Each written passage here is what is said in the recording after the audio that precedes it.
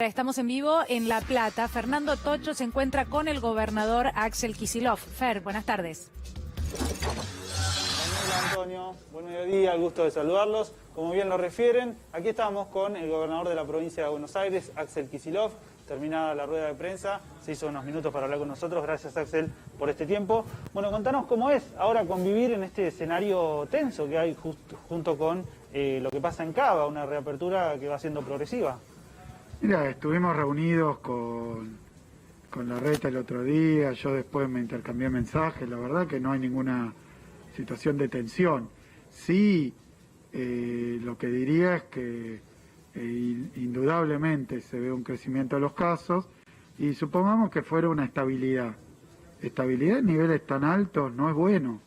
Lo que hay que apuntar es a ver si podemos reducir los casos, porque al reducir los casos se reducen los enfermos y se reducen obviamente quienes tienen que lamentablemente terminar en una terapia intensiva o ya con la gravedad de la enfermedad mayor, como está ocurriendo en todo el mundo, terminar falleciendo. Así que yo no me conformo con una estabilidad, ni me parece que la respuesta adecuada sea empujar siempre a más movimiento.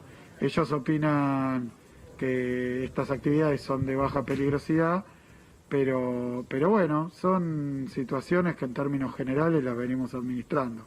No es una intención de polemizar ni de hacer política con esto, simplemente decir que la provincia de Buenos Aires, como me comprometí con los y las bonaerenses a cuidar la salud, todos los especialistas, los propios intendentes recomiendan que ante mayores contagios, menor movilidad, no mayor movilidad. Y eso es un poco lo que estamos haciendo. Antonio, Daniela, los escucha Axel Kicillof. Axel, ¿cómo estás? Aquí Daniel Ballester y Antonio Fernández Llorente, saludamos. Claro, lo que pasa, la sensación que uno tiene que hay una presión social en la ciudad de Buenos Aires enorme, una presión mediática muy importante sobre ustedes, los que están gobernando, y me parece que también está la posición que adopta el gobernante frente a esta presión. Sí, yo dejaba, Antonio, Daniela, ¿cómo anda? Mira, yo dejaba en claro que yo no es mi estilo, no es como lo hacemos, no, yo no gobierno ni para generar simpatía de todo el mundo. Lo que creo es que tenemos un problema muy complicado, la verdad inédito, y que es un problema sanitario y tiene que tener respuestas sanitarias. Después, si uno tuviera muy bajitos contagios o uno estuviera muy tranquilo, bueno, se puede pensar en muchísimas cosas, pero la verdad no es el caso en la Argentina, no es el caso en la ciudad y no es el caso en la provincia. Venimos trabajando, creo yo, muy bien con todos los intendentes para evitar que el sistema de salud colapse. Había, y hay que decirlo, muchísimas voces que pensaban que íbamos a tener problemas con la alimentación, problemas también con la salud, y no los hemos tenido porque nos manejamos con muchísima responsabilidad y con muchísima prudencia. Esto no me hace enfrentarme con nadie, es una posición que sostengo desde el principio y que me parece que nos ha dado efecto y bueno, y es lo que a toda costa tenemos que defender. Porque cuando falta una cama, cuando no se puede conseguir la atención para el que lo necesita, es una desgracia que bueno, que no deberíamos ni siquiera arriesgar a que ocurra. Gobernador, y yo lo vi reunido, bueno, con los intendentes, ¿no? En el momento que se hizo el anuncio hoy por la mañana. ¿Qué es lo que le piden los intendentes para sus distritos? Porque entiendo que se ha agrandado el número de camas, todo lo que se pudo, pero cuando lo que hace falta es el recurso humano, el médico, ¿no? Que atiende la terapia intensiva, así como recién lo hablábamos en la provincia de Jujuy, no dan abasto porque no hay más, cuando no se pueden fabricar de un día para otro. ¿Cuáles son los reclamos? Porque me imagino que tienen que ver con eso, ¿no? No sé por qué serían reclamos. No, creo pedidos, que quiero decir pedidos. mucho. Sí. No, la verdad que estamos trabajando, por eso lo digo, ya sé que esa era la idea, pero venimos trabajando muy bien, ampliando el sistema sanitario hace mucho tiempo ya, en todos sus elementos, tanto en lo que hace a las camas, a los monitores, al equipamiento, ¿no? También a la infraestructura, terminamos 125 obras, también los hospitales modulares que permitieron ampliar. Y hasta ahí damos abasto con los trabajadores y trabajadoras de la salud, pero es cierto, lo decía hoy la doctora Estensoro, una especialista reconocida internacionalmente, y la verdad que un lujo, pero la doctora decía, el problema también es que con tanto tiempo de exigencia, tanto tiempo de altos niveles de ocupación, aunque no sea una saturación como en la situación que vos contabas, y bueno, entre los contagios, el estrés, porque yo me metí en una terapia intensiva acá en el Hospital Rossi, estuve charlando ahí adentro de la terapia intensiva, yo también con el equipo de protección, y a uno le da miedo entrar ahí, pensar que ellos lo tienen que hacer todos los días, sí, con claro, riesgo de contagiarse, de contagiar a su familia. Entonces es una situación realmente muy extrema en la que pasan los trabajadores y trabajadoras de la salud.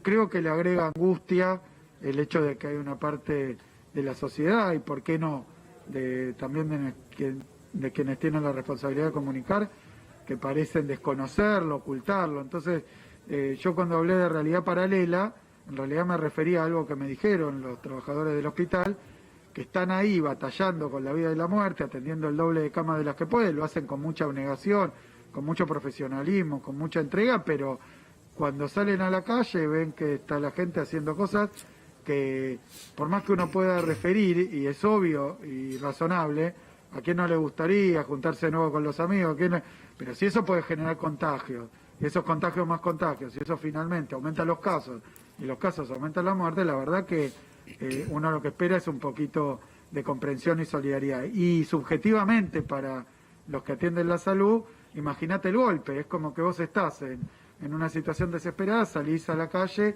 y la gente está diciendo yo lo que quiero es jugar un picadito, que está muy bien, porque ¿quién no lo quiere hacer? Lo que digo es que con el coronavirus dando vuelta no es el momento, hay que tener un poco de paciencia, no falta tanto, en ninguno de los escenarios falta tanto, ahora que apareció una vacuna que vamos a poder, si todo anda bien, tener y disponer. Entonces, bueno, no vamos a hacer que mientras tanto, como si no pasara nada, porque no es que no pasa nada. Entonces, yo creo que ahí hay que seguir trabajando, y me parece que hay quienes uno los ve y parecen haber agarrado la bandera de evitar esos cuidados. Y la verdad que eso yo lo veo muy dañino, y necesario, además, porque sé que es para golpear al gobierno, pero el resultado no es golpear al gobierno, es sobre todo generar una crisis sanitaria. Sí, hay un mensaje también muy peligroso de algunos medios de comunicación, ¿no? Un mensaje destituyente, criticando duramente la cuarentena, hablando que en todo el mundo no se hizo así. Y es un mensaje peligroso a la hora de comunicar con una sociedad que está realmente angustiada, agobiada, cansada. Y si uno fomenta, inocula, a la larga pasa todo esto, ¿no? Sí, yo creo que hay un efecto, obviamente eso prospera sobre las condiciones en las que estamos viviendo todos, nadie está cómodo con la cuarentena. Muchos dicen, bueno, se enamoraron de la cuarentena, mirá, es una enfermedad y mata, nadie se puede enamorar de eso, lo que estamos enfrentando. Sí, es cierto que en ese clima de insatisfacción y de realmente de angustia, de temor, porque ¿quién no tiene ahora un cercano, un ser querido, alguien, algún vecino, algún pariente, que haya contraído la enfermedad? Bueno, ante esa situación me parece que se puede usar eso de elemento para generar disconformidad y enojo y canalizarlo hacia ahí. La verdad que me parece que también se puede sacar de ahí sentimientos positivos. Sabemos que estamos haciendo un sacrificio, es para evitar, y que nadie lo niega, ni a nadie le parece ni divertido, ni gracioso, ni deseable, pero es el mal menor, porque la otra posibilidad es dejar que todo vuelva a la normalidad y se muera muchísima gente y no nos alcancen las instalaciones sanitarias. Entonces, creo que eso que parece tan sencillo es un poco utilizado para canalizar y para generar todo el tiempo todo. Viste, hay quienes todo lo que hagamos nosotros está mal, tienen derecho a hacerlo, pero justo este es un tema donde se está jugando con la enfermedad. Entonces deberían, creo yo, ver si pueden posponer esto o colaborar un poco más. No es que tienen que estar de acuerdo con toda la política sanitaria. Yo estuve con intendentes de la oposición, venimos coordinando bastante bien con el gobierno de la ciudad, que es de otro signo político, y hacemos todo ese esfuerzo porque entendemos que no es momento de estar disputando votos. Yo he escuchado a algunos que decían hay que salir a buscar votos. Bueno, me parece que no es oportuno. La verdad que no es oportuno y es peligroso. Gobernador, bueno, de hecho en las últimas horas hubo un tuit del exministro de Agroindustria que tomó la decisión de ir a ver a su madre, bueno, en este contexto, y que ahora lo tenemos en pantalla, y que iba dirigido además al presidente Alberto Fernández, ¿no? Algo muy llamativo. Se lo leo textual: hoy es el cumple de mi vieja, me importa nada lo que diga el decreto de Alberto Fernández, si él se reúne con los que quiere, hoy yo almuerzo con ella. Reglas claras para todos, dice Brullaile, ¿no? ¿Qué piensa sobre esto? No lo había visto. Me parece que menos todavía una actitud provocativa. Yo por eso vengo coordinando muy bien con intendentes de la oposición, con mismo autoridades del gobierno de la ciudad, y nunca escuché esa actitud. Me parece que por eso una cosa es estar gobernando, saber que están las camas, los enfermos, las ambulancias, que hay que comprar barbijos, que hay que comprar equipamiento, que hay que estar conteniendo al sistema de salud, a los trabajadores y trabajadoras de la seguridad.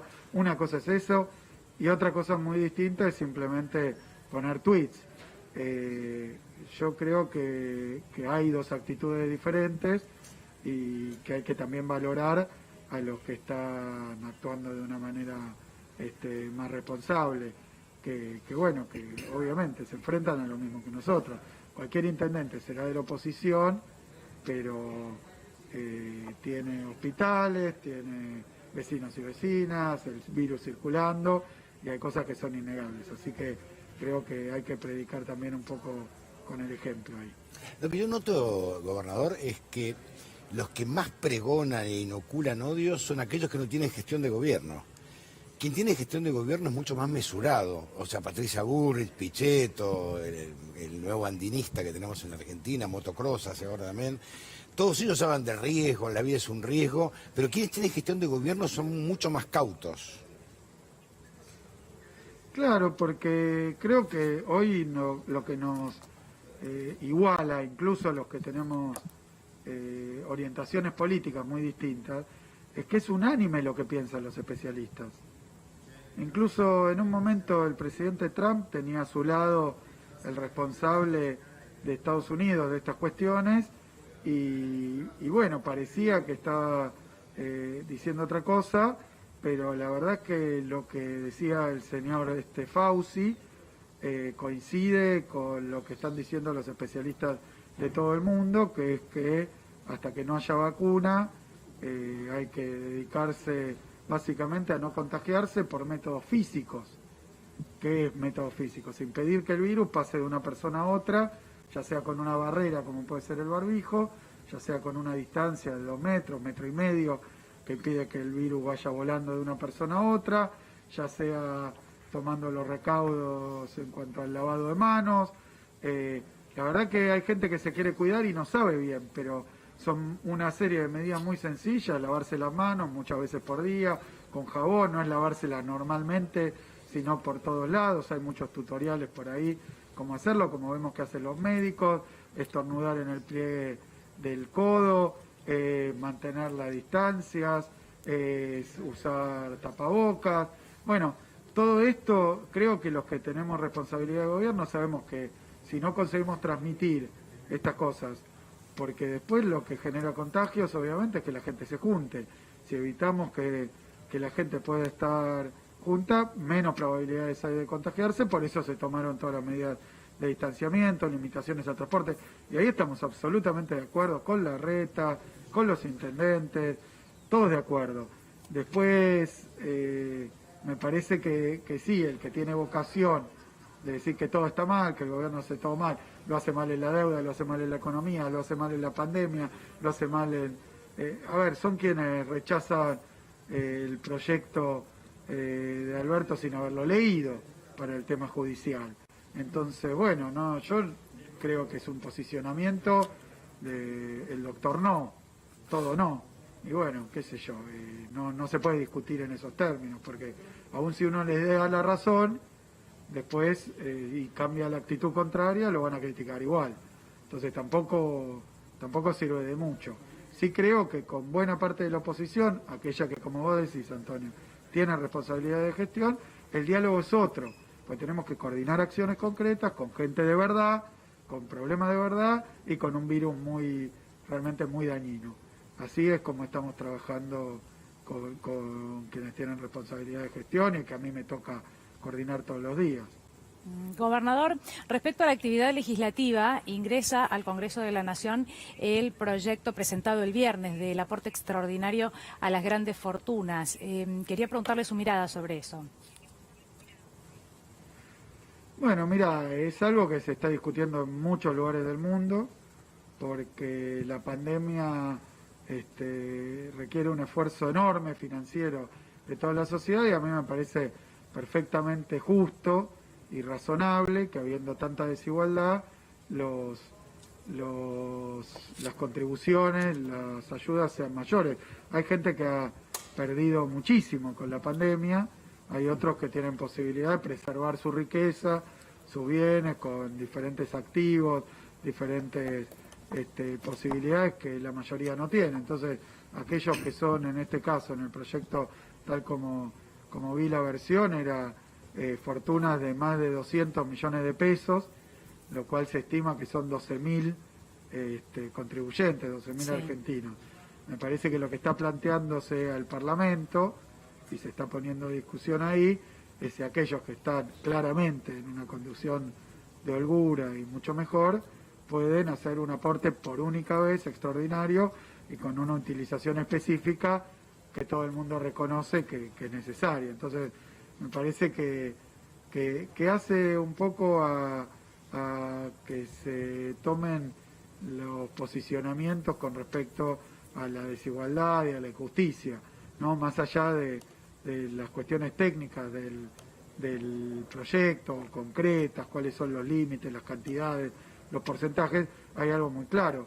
Sería una transferencia de aquellos que más tienen, aquellos que no solo vienen mal, sino que con la pandemia su condición empeoró. Desde ese punto de vista es muy difícil de pararse en la vereda de enfrente, muy difícil. También, gobernador, empezar a plantearnos en la pospandemia este mundo desigual y este país desigual que se ha construido durante décadas, ¿no? Donde hay 12.000 o 30 o 15.000 personas que tienen más de 200 millones de pesos, que tienen mucho más en realidad, y hay 40 y pico % de argentinos que están viviendo en la pobreza. Empezar a replantear un poco este esquema, ¿no? Sí, yo creo que la pandemia generó una especie de puesta sobre un reflector a esta cuestión de la desigualdad. Nadie se puede hacer el distraído. Hemos visto lo de Barrio Azul con todas las cámaras nacionales, cómo viven argentinos y argentinas desde hace muchísimo más tiempo que el que es aconsejable y lógico, ¿no? Y aceptable. Obviamente para cambiar eso se requieren, no es solamente una cuestión de voluntad, ni siquiera de voluntad de los gobernantes. La sociedad lo tiene que tomar como un problema porque implica que haya mayor equidad y entonces que haya aportes más equitativos también. Aquel que trabaja por muy poquita plata o no le alcanza, está haciendo un aporte desmesurado porque tal vez se desloma y no le alcanza igual. Entonces me parece que esas cuestiones de igualdad de oportunidades hay que ponerlas sobre la mesa.